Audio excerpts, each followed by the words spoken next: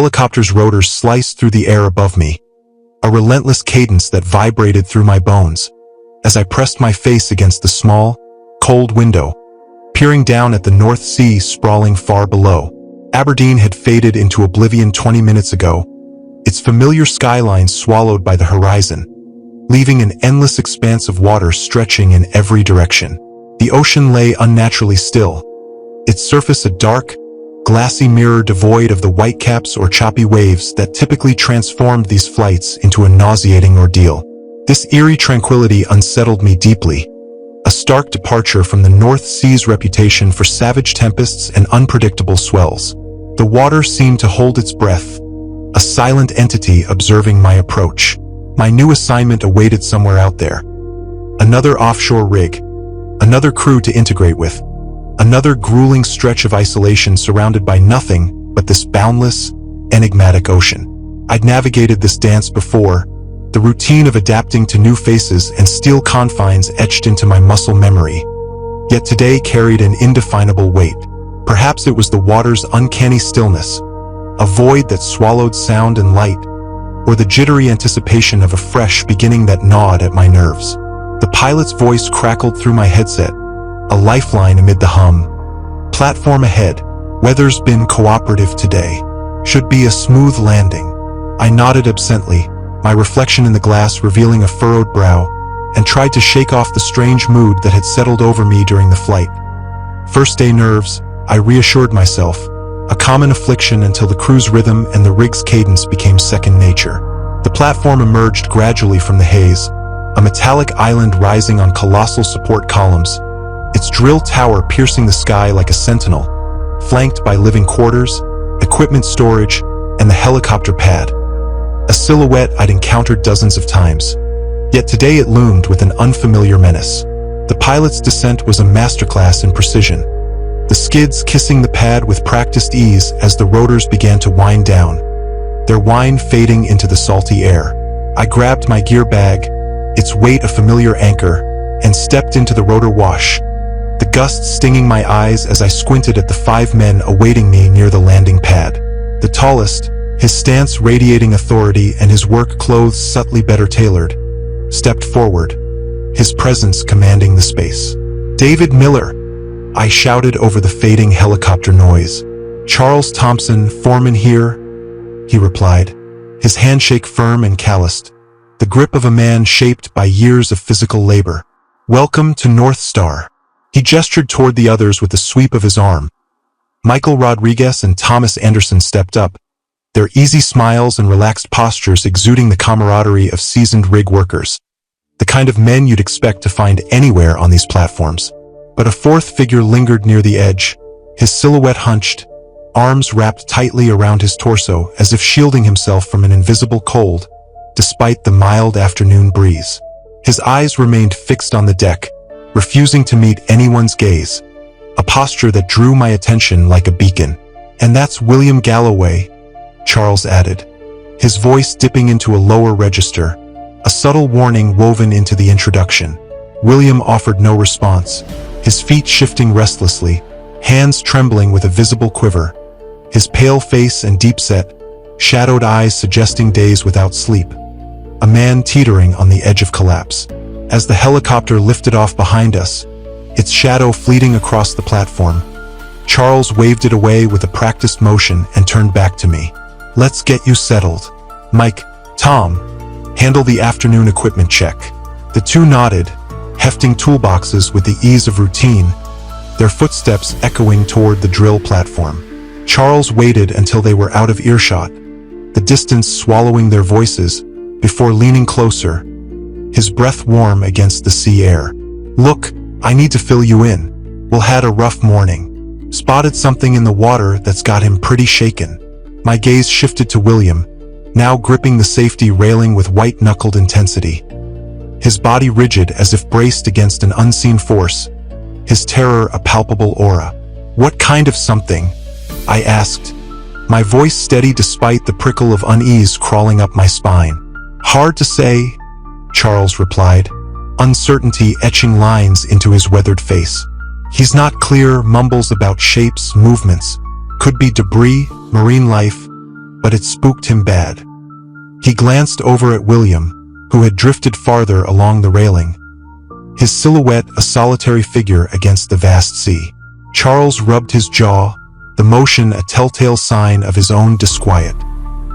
He's always been quiet, keeps to himself mostly, but he's solid, a good worker. This morning changed something. The air thickened with an unspoken dread, and though I'd witnessed isolation fracture men before, turning shadows into specters or wind into whispers, William's fear felt rooted in something more concrete, a memory that clung to him like damp fog.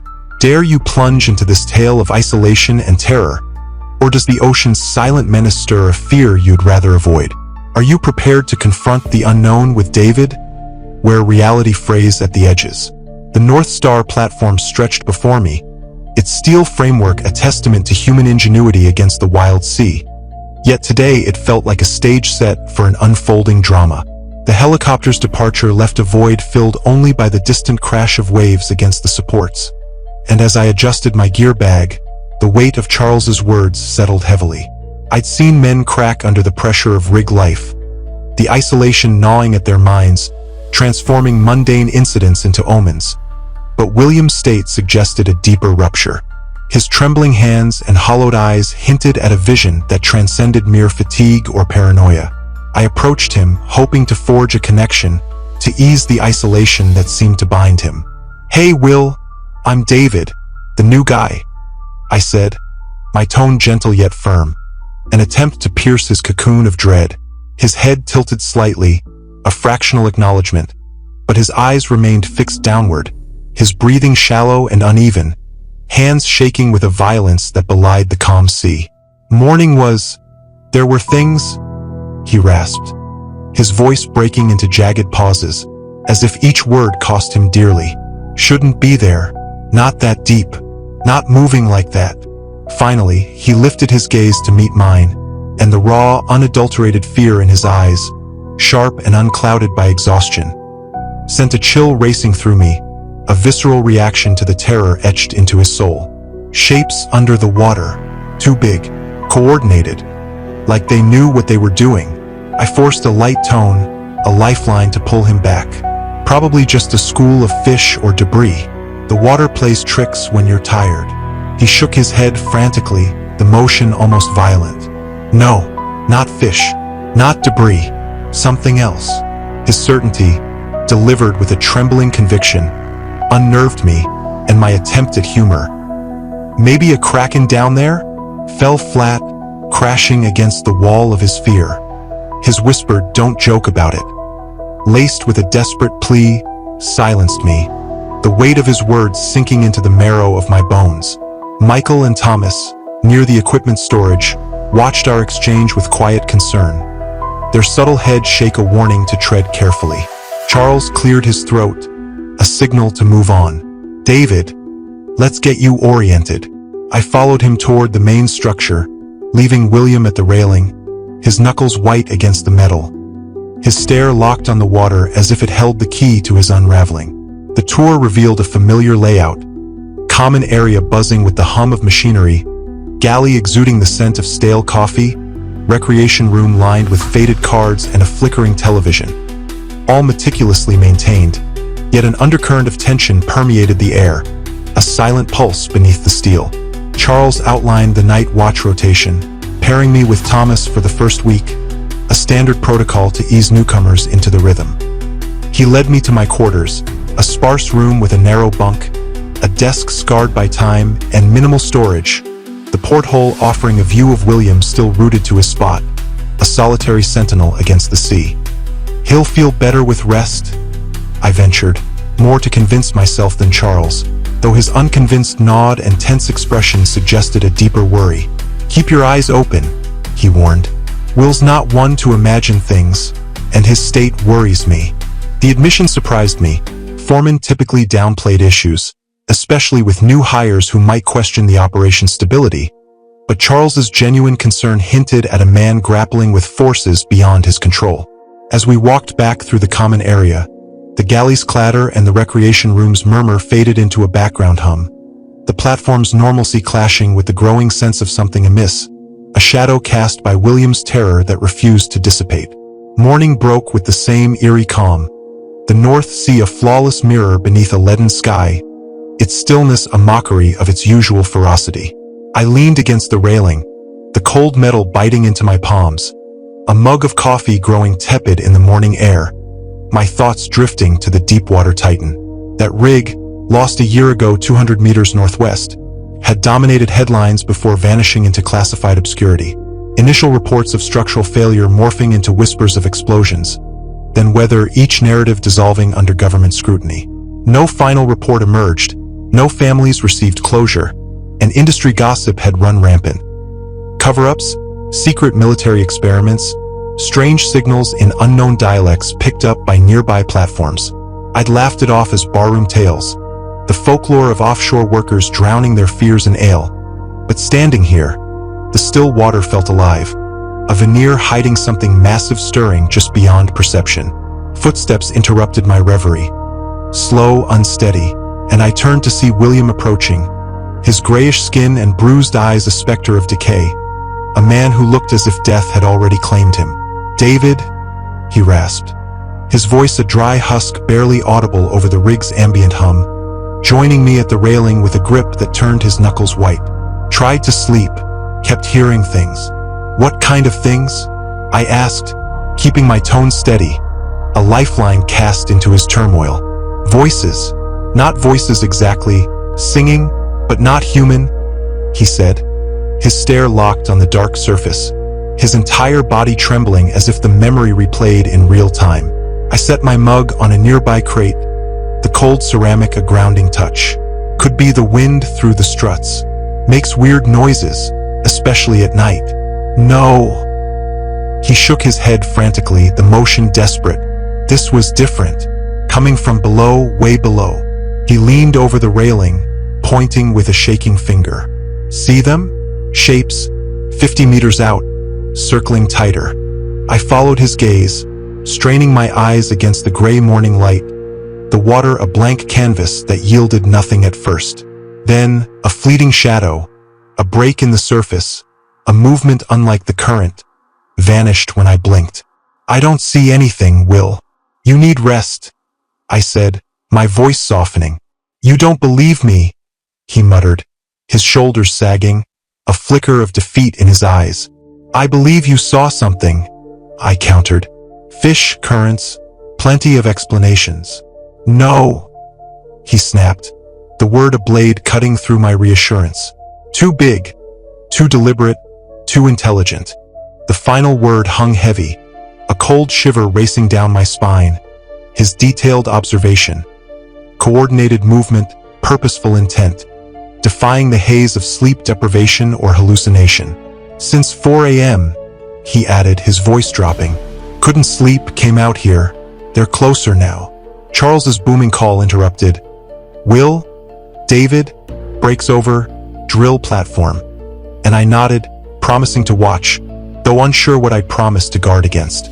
As we walked, his words echoed, and I found myself glancing at the water, the stillness now a menace. A tiny wave, gone in an instant, fueled my unease, his paranoia seeping into my thoughts like ink into water.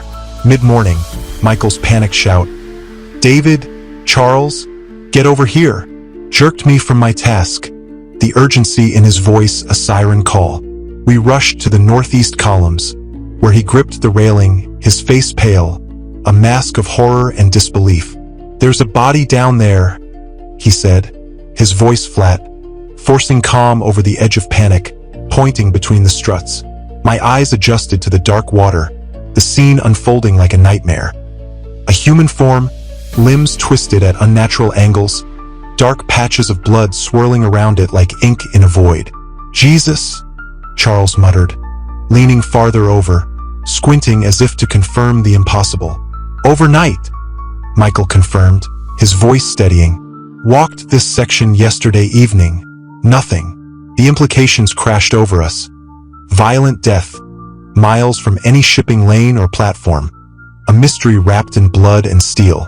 Charles stood taller, his foreman's resolve kicking in. "We need to get it up here. Can't leave it floating around the supports." Are you sure? I asked, hesitation creeping in. Shouldn't we radio first? Get authorities involved? We'll radio after we secure it, he insisted. Can't risk it drifting. Despite my protest, the logic held. We couldn't let evidence vanish, and we set to work. The recovery took nearly an hour, Michael operating the winch with grim precision, Charles and I guiding the cable down to where the body floated, the harness a delicate dance with death. Securing it was the worst part, the corpse's mangled state. Deep gouges across the torso and limbs, some cutting to bone, requiring careful handling to avoid further damage.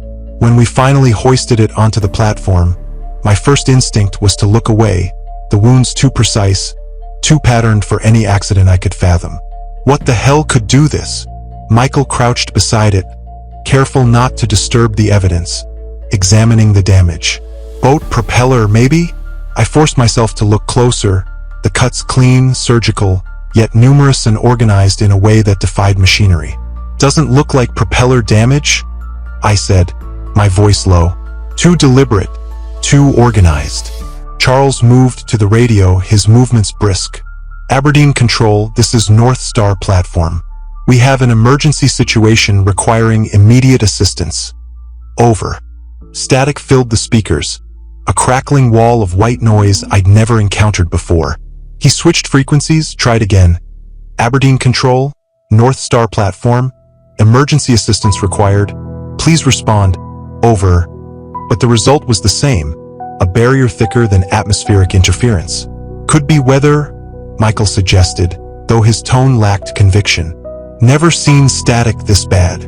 Charles cycled through emergency channels, his frustration mounting, the silence from the outside world a growing chasm. I was still staring at the body when movement caught my eye. William, hunched at the far edge, his gaze locked on the water. Will? I called, but he didn't respond, his stillness a statue of dread. Will? I shouted louder, and he turned, his eyes falling on the corpse. His reaction was immediate, visceral, his face drained of color. He stumbled back as if struck, chanting, "No, no, no." The words a litany of terror. "It's okay." I started toward him, but he was already retreating. "Don't look at it. Don't touch it." His voice rising. "They're watching. They know we found it." "Who's watching?" Charles demanded, abandoning the radio, but William was gone, his footsteps echoing through the platform's walkways.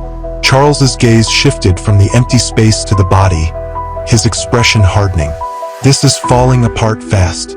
Mike, help me cover it up. We'll try the radio again in an hour." The day spiraled into a tense lockdown, the tarp a grim shroud, William a ghost on the periphery, and the static a wall we couldn't breach. The day descended into a surreal nightmare, the radio's silence a tomb sealing us from the world. Charles imposed a strict lockdown, limiting movement to essential areas, the tarp-covered body a constant reminder of our plight, its lumpen form a specter on the deck. Conversation dwindled, the crew avoiding the wound's implications, discussions too dark to voice and still sleep. William remained a shadow, glimpsed at the platform's edges, always staring into the water, fleeing when approached, his isolation a contagion of fear. Evening arrived with an unnatural swiftness, the platform's lights flaring to life, casting long shadows across the steel. Charles called a crew meeting at 8 p.m. in the common area to strategize, but 8 o'clock came and went, the foreman absent. Michael, Thomas, and I waited nearly an hour, the silence thickening before searching. His quarters empty, personal items untouched, the platform a labyrinth yielding no trace. "When's the last time anyone saw him?" Michael asked, his voice taut. "Maybe 6 o'clock, I recalled, checking the radio again. "I saw him after," Thomas said quietly, the first words he'd spoken all day. "Around 7:30, near where we found the body. We rushed to that spot, the tarp-covered corpse undisturbed, the railing intact, no sign of struggle. Fallen, Michael suggested, but the platform's maintenance belied that theory. Then it hit me, we hadn't seen William in hours. "Where's Will?" I asked, and their exchanged glances confirmed the same. We searched with the same fervor. His quarters pristine, a half-finished crossword on his desk, but no William. "Two don't just disappear," Michael said, exhaustion and stress etching his face. We turned to security footage, the system basic but functional, cameras covering work areas and access points. The feeds showed normal operations, us working, recovering the body, Charles supervising, until static hit at 7:34 p.m., coinciding with his last sighting, and 6:47 p.m. for William. The precise timing suggested sabotage, a deliberate severing of our eyes. We barricaded in the medical bay, its reinforced door and independent power a fragile hope. But the emergency radios failed too, the static a mocking echo. Thomas found William's note in his desk, a frantic scrawl with phrases.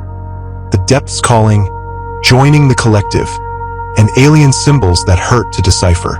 He saw patterns, a map or instructions, his fascination mirroring William's decline. The platform groaned, vibrations rhythmic, the water glowing with geometric patterns that pulsed like a living thing. "It's starting," I said, and Thomas whispered, understanding the pattern, accepting the invitation. His drawings spreading, his mind slipping away. Michael suggested escape, death on our terms, but I clung to rescue hope, though days might pass before Aberdeen noticed our silence. Midnight neared, the ocean's glow intensifying, dark shapes multiplying beneath the surface, larger than William's descriptions, the water pulsing with light that formed Thomas's symbols. "Whatever the Institute warned us about, it's happening," I said, checking my watch, 11:47 p.m. "You're really doing this?" Michael asked, eyeing the instructions. Thomas, lost to his drawings, whispered the poem's syllables, fluent in a tongue I'd memorized. I burned William's note, the flames consuming his words, and recited the alien verse, the platform shaking in rhythm with the final lines. The glow faded, the groaning ceased, and Thomas, clear-eyed, said, "The transition is complete." Stepping into the water, a helicopter arrived, military, dropping hazmat-suited extractors who sedated us, dismissing our pleas. In a sterile facility, Dr. Harrison claimed I'd been alone, my crew hallucinations from isolation. Medicated, my memories blurred, but late-night fragments. William's fear, Thomas's symbols, persisted, hinting at a truth suppressed. The Institute's letter confirmed memory alteration, my crew conscious in an unknowable state, leaving me to live half-forgotten, the North Sea's secrets eternally veiled.